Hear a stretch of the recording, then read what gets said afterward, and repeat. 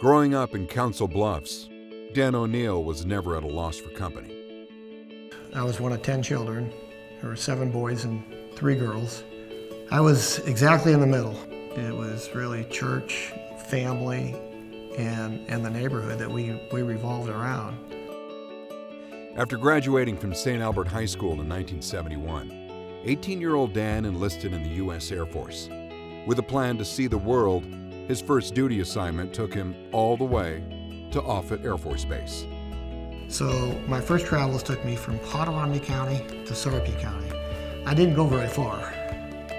Dan discharged in 1974 after eventually serving in Hawaii and used the GI Bill to study at University of Nebraska, Omaha. During his junior and senior years, he worked as advertising editor for the school paper. I always thought my career was going to be in marketing or advertising. That's what my degree was in, and I thought that's what I was going to do for a living. When I graduated, my first job was at Sears and Roebuck at 72nd and Dodge, and I was in their management trainee program for 1 month. And then a letter from the FDIC, the Federal Deposit Insurance Corporation, changed everything. Asked me to come and interview a job as a bank examiner. And I hate to say that for more money I changed careers, but that's what I did. When I went to the interview, I was being paid $9,500 at Sears, and the FDIC was going to pay me $10,500. So that was a big increase. Dan had been working as a bank examiner for 3 years when a job recruiter landed him an interview with First National Bank. About 2 days before the interview, I was talking to my recruiter, and I said something that tripped up the conversation. I thought I was interviewing at the First National Bank of Council Bluffs. He says, no, you're interviewing at First National Bank of Omaha. So much for the research that I did. Several weeks after the interview, Dan was called to the home of bank chairman John Lauritzen. I was driving a pretty much rusted out Pontiac Le Mans. The first thing I thought of, where should I park this car? We went to his den and we had an hour-long chat or discussion. And when I left that day, I thought to myself, this is the place I want to work. Backed by his years as a bank examiner, Dan joined the First National Organization in 1981 as a vice president of the Lauritzen Corporation. After about 2 years, interest rates went to 21%, and we had a huge agricultural crisis here in the Midwest.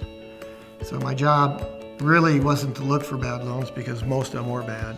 My job was to go out and to work with the bankers and work with the customers and try to solve the problem. Dan was promoted to president of holding company First National of Nebraska in 2001, and then also to president of First National Bank in 2009. One of his proudest accomplishments, leading First National in the wake of the global financial crisis. The last thing we wanted to do was to take any money from the government, which we did not. So we met on a Saturday morning with our management team, casual clothes, and we rolled up our sleeves. And we worked that day, and we came up with a plan, and we executed that plan, and we stayed with it.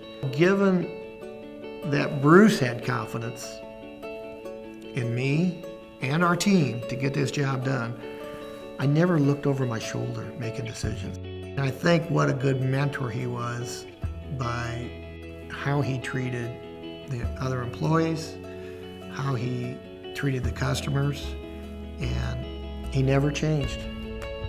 And since that time, we have been able to grow. The last few years that I worked, we had really good earnings and really good success. At that time, I felt Clark Lawrenson was more than capable of taking over the company. So when I stepped away last April 1st, I've been really blessed with the First National organization and the Lawrensons who really care about the community. In recent years, Dan and his wife Allison have done their part to care for the community as well, leading major campaigns for the Juvenile Diabetes Foundation and United Way of the Midlands, and chairing or serving on various boards. Dan was also fond of coaching the St. Albert 7th grade boys basketball team with his brother Steve, something they did for almost 20 years. It all goes back to First National. It's in our roots. And, John Lawrenson and Bruce Lawrenson always taught me, The bank is only successful as your community. Dan has 3 grown daughters, Molly, Shannon, and Brianne, and 3 grandchildren. In retirement, he says he considers himself an explorer, always looking for a new adventure. The last one will be hard to top. An incredible 36 years that sprang from the lure of a $1,000 raise. When I landed with First National Bank and the Lawrenson family, I worked with 3 generations of that family, through John, Bruce, and then Clark. You don't find that in banking anymore. It's really been very, very rewarding.